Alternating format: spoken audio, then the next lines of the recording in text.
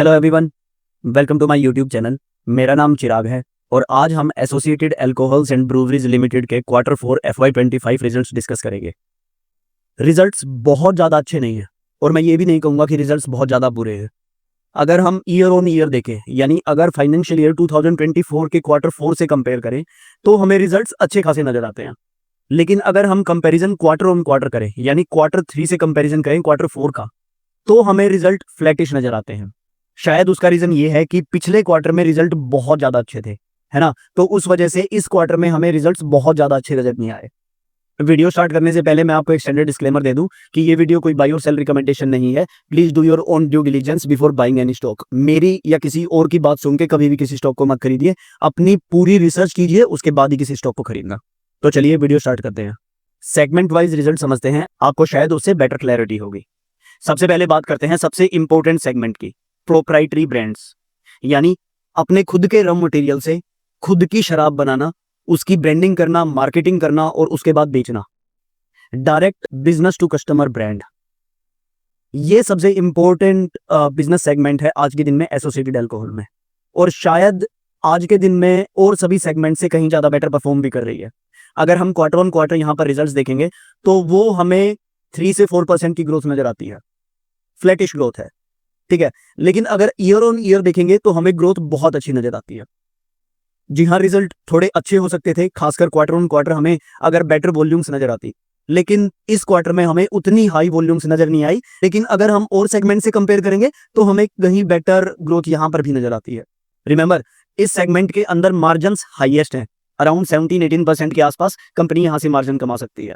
उसके बाद यहां पर ग्रोथ भी हाईएस्ट है, specially in the premium segment. जो प्रीमियम शराब ये बना रहे हैं, खासकर हिलफोर्ट बना रहे हैं और निकोबार बना रहे हैं, वहां से ग्रोथ सबसे ज्यादा आ रही है। वहां पर ग्रोथ ऑलमोस्ट 18 से 20% के आसपास की मैनेजमेंट गाइड कर रही है। अगर फ्यूचर पॉइंट ऑफ व्यू से देखें तो मुझे ऐसा लगता है कि प्रोप्राइटरी सेगमेंट को ग्रो करते रहना चाहिए अगर किसी इन्वेस्टर को इस स्टॉक में बने रहना है तो। और देयर आर फ्यू ट्रिगर्स जो कंपनी के लिए काम कर रहे हैं, जिसकी वजह से प्रोप्राइटरी ब्रांड्स अच्छा कर सकती हैं। सबसे बड़ा ट्रिगर तो है ज्योग्राफिकल एक्सपेंशन। देखिए, शराब जैसी कैटेगरी में, इंडिया जैसी कंट्री में, अगर आप ज्योग्राफिकली एक्सपेंड कर रहे हैं और आपने डिस्ट्रीब्यूशन को फोड़ दिया है, यानी आप डिस्ट्रीब्यूशन अच्छा कर रहे हैं, ब्रांडिंग ठीक ठाक कर रहे हैं, तो आपकी वॉल्यूम ग्रोथ आ जाती है। कंपनी का जो ट्रैक रिकॉर्ड है वो यही कहता है। एसोसिएटेड अल्कोहल ने 5 या 6 साल पहले केरला में एंट्री की थी और आज के दिन में वो केरला की टॉप 5 लिकर ब्रांड में से एक है, और खासकर प्रीमियम शराब में उन्होंने बहुत अच्छी ग्रोथ दिखाई है। अब कंपनी एक्सपेंड कर रही है महाराष्ट्र में, उत्तर प्रदेश में, गोवा में, कर्नाटका में। इन स्टेट्स में इनका प्लान है कि सबसे पहले मेट्रो सिटीज में एंटर करेंगे, जहां पर ये अपनी न्यू प्रीमियम शराब बेचेंगे, और उसके बाद आहिस्ता आहिस्ता आहिस्ता आहिस्ता ये पूरे स्टेट में एक्सपेंड करने की कोशिश करेंगे। अगर ये एक्सपेंशन सक्सेसफुल होती है तो मुझे ऐसा लगता है कि जो इंक्रीज वॉल्यूम की हमें एक्सपेक्टेशन है ना, वो आसानी से आती रहेगी। तो ज्योग्राफिकल एक्सपेंशन एक बहुत बड़ा ट्रिगर पॉइंट है। दूसरा इंपॉर्टेंट पॉइंट इसी प्रोप्राइटरी सेगमेंट में है प्रीमियमाइजेशन का ट्रेंड। देखिए, कंपनी ट्रेडिशनली जो शराब बेच रही है ना, वो पॉपुलर कैटेगरी की शराब बेच रही है, जहां पर मार्जिन रिलेटिवली कम होते हैं। अब कोशिश कर रही है कंपनी कि आहिस्ता आहिस्ता वैल्यू चेन में ऊपर बढ़ सके, तो इसीलिए लगातार ये अपनी नई नई ब्रांड्स लॉन्च कर रहे हैं, नई नई शराब लॉन्च कर रहे हैं। इन्होंने लास्ट फाइनेंशियल ईयर में हिलफोर्ट लॉन्च की थी और निकोबार लॉन्च की थी, जिनकी परफॉर्मेंस बहुत अच्छी आ रही है, और मैनेजमेंट गाइड कर रही है कि जो ये प्रीमियम सेगमेंट की शराब है ना, ये 18 से 20% से ग्रो करेंगी in comparison to other category जो शायद 15-16% से ग्रो करेंगी, और ओवरऑल कंपनी तो सिर्फ 12 या 13 या 14% से ग्रो कर रही है। तो आहिस्ता आहिस्ता जो प्रीमियम शराब की वॉल्यूम्स है ना, वो ज्यादा इंक्रीज हो रही है in comparison to less premium शराब, जिसकी वजह से हमको आहिस्ता आहिस्ता आहिस्ता आहिस्ता फ्यूचर्स में मार्जिन इंक्रीज होते हुए नजर आएंगे। अगर नए लॉन्चेस की बात करें तो कंपनी का नया लॉन्च अगले 1.5-2 महीने में आने वाला है, जो है ready to drink brand. Ready to drink brand है जो एक लेस एल्कोहलिक ब्रांड होता है, ठीक है।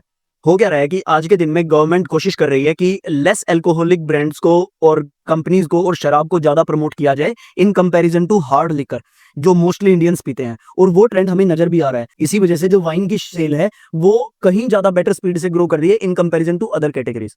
तो एसोसिएटेड अल्कोहल भी इस ट्रेंड के ऊपर उतर गया है, ठीक है। वो कोशिश कर रहा है कि रेडी टू ड्रिंक अल्कोहल, जिसमें अल्कोहल कंटेंट थोड़ा कम होता है, उसे मार्केट में लॉन्च किया जाए, ठीक है। यहाँ पर मार्जिन्स ज्यादा हैं, ये प्रीमियम शराब है, ठीक है। तो ये कोशिश करेंगे महाराष्ट्र में, कर्नाटका में, केरला में, यूपी में इस ब्रांड को लॉन्च करने की। उसके अलावा एक इनकी टकीला लॉन्च होने वाली है शायद Q4 के आसपास, विच इज अगेन प्रीमियम शराब है, जहां पर मार्जिन्स कहीं ज्यादा होंगे। तो ये सेगमेंट्स ट्रैक करनी बहुत जरूरी है अगर हमें ये देखना है कि यहाँ पर इस सेगमेंट में कितनी ग्रोथ हम एक्सपेक्ट कर सकते हैं या नहीं कर सकते। अगर एसोसिएटेड अल्कोहल को फ्यूचर का रेडी को खेतान बनना है तो इन ब्रांड्स को सक्सेसफुल करना पड़ेगा, और अगर वो इन ब्रांड्स को सक्सेसफुल करने में कामयाब हो जाते हैं तो मुझे ऐसा लगता है इस कंपनी को उतनी अच्छी वैल्यूएशंस मिलने से कोई नहीं रोक सकता। लेकिन मैं बहुत ज्यादा फ्यूचर की बात कर रहा हूं, मैं आज से 10 साल के बाद की बात कर रहा हूं। पता नहीं मैनेजमेंट उसे एग्जीक्यूट कर पाएगी या नहीं कर पाएगी, ये देखना बाकी है।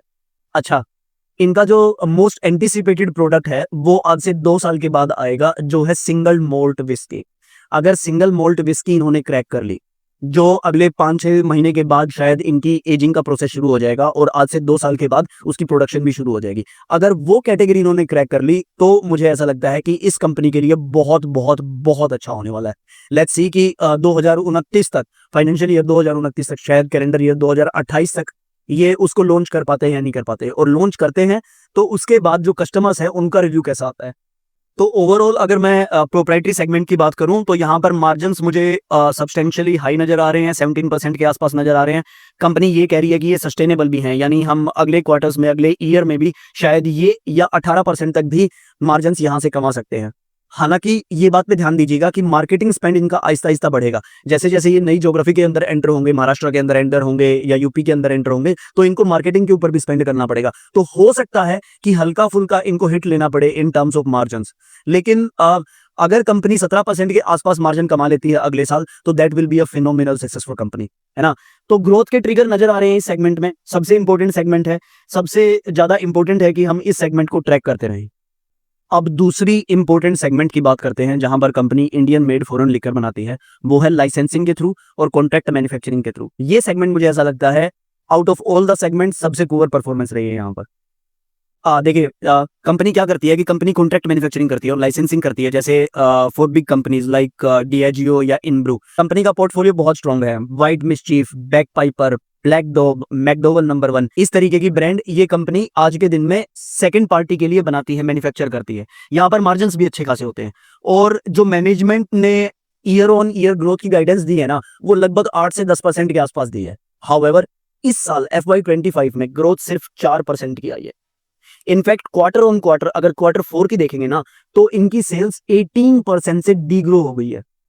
मेरे ख्याल से यही रीजंस है कि मार्केट को एसोसिएटेड अल्कोहल के रिजल्ट बहुत अच्छे नहीं लगे, इसीलिए शायद स्टॉक ने रिजल्ट के बाद अच्छा परफॉर्म नहीं किया।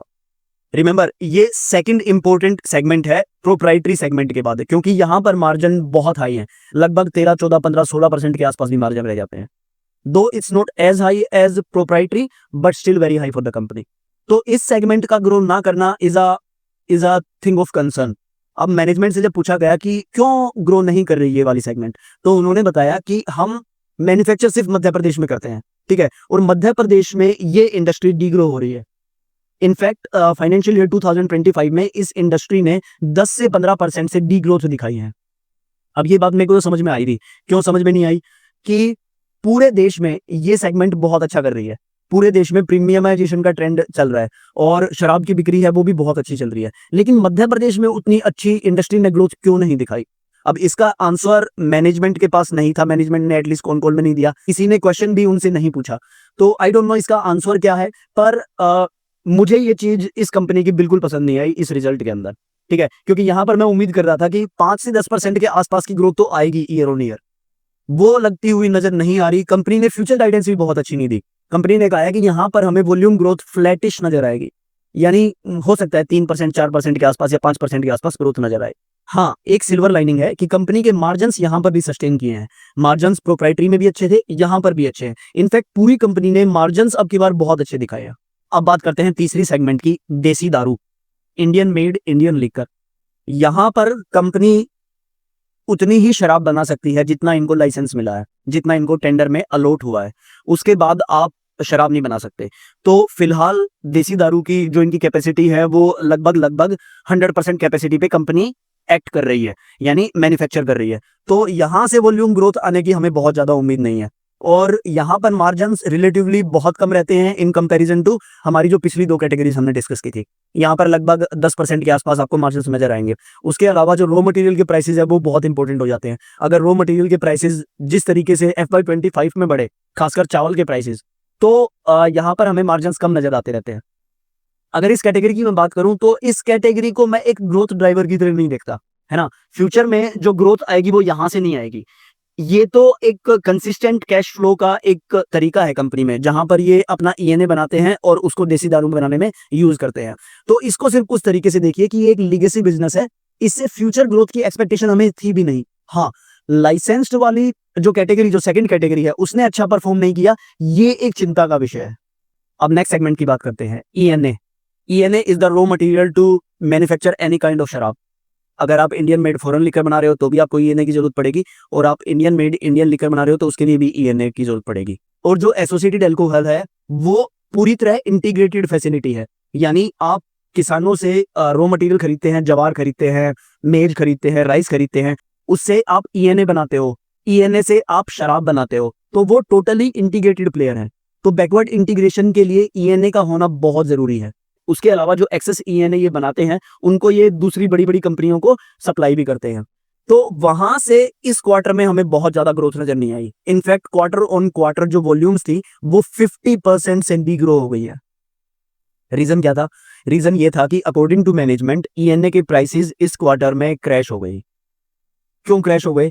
क्योंकि जितने भी इथेनॉल ब्लेंडिंग की अलॉटमेंट थी ना, वो सारी शुगर केन कंपनीज को मिल गई। जितनी भी शराब बनाने वाली कंपनी थी जिनको इथेनॉल बनानी थी, अब वो इस क्वार्टर में ईएनए बनाने लगे। जो प्राइसेस लगभग 70 रुपए के आसपास थे, 70 रुपीज के आसपास थे, वो घट के 66 रुपीज के आसपास चले गए। जिस वजह से मैनेजमेंट ने अपनी ऑलरेडी मैन्युफैक्चर्ड ईएनए को बेचा नहीं, बल्कि इन्वेंट्री के तौर पर वो उनके पास पड़ा रहा।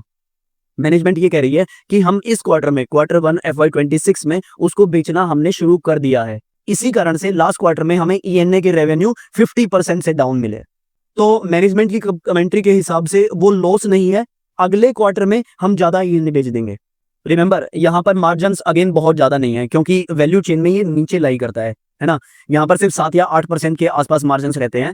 और इसके अलावा मार्जिन्स इस बात के ऊपर बहुत ज्यादा डिपेंड करते हैं कि रॉ मटेरियल की प्राइसेस क्या है, जवार की कीमत क्या है, राइस की कीमत क्या है, और मेज की कीमत क्या है। लास्ट ईयर राइस की कीमत बहुत ज्यादा बढ़ गई थी Q3 में, लेकिन अब मैनेजमेंट बता रही है कि वो राइस की कीमत आहिस्ता आहिस्ता आहिस्ता आहिस्ता कम होती जा रही है, जिस वजह से हमें उम्मीद है कि शायद नेक्स्ट फाइनेंशियल ईयर में, यानी FY26 में, शायद कुछ ना कुछ मार्जिन पे इफेक्ट भी इसकी वजह से पड़ेगा। अब फाइनल सेगमेंट की बात कर लेते हैं, इथेनॉल। इथेनॉल का प्लांट इन्होंने 1.5 ईयर पहले लगाया था, जहां पर ये कंपनियां डिपेंडेंट हैं ऑयल मार्केटिंग कंपनीज के ऊपर। ऑयल मार्केटिंग कंपनीज OMCs को टारगेट है कि पेट्रोल की ब्लेंडिंग उन्हें 20% करनी है, जिसके हिसाब से ये डिफरेंट डिफरेंट कंपनीज से टेंडर से इथेनॉल खरीदते हैं। लेकिन आप कितना इथेनॉल बना के इनको बेचेंगे वो इस बात के ऊपर डिपेंड करता है कि आपको अलॉटमेंट कितनी मिली है।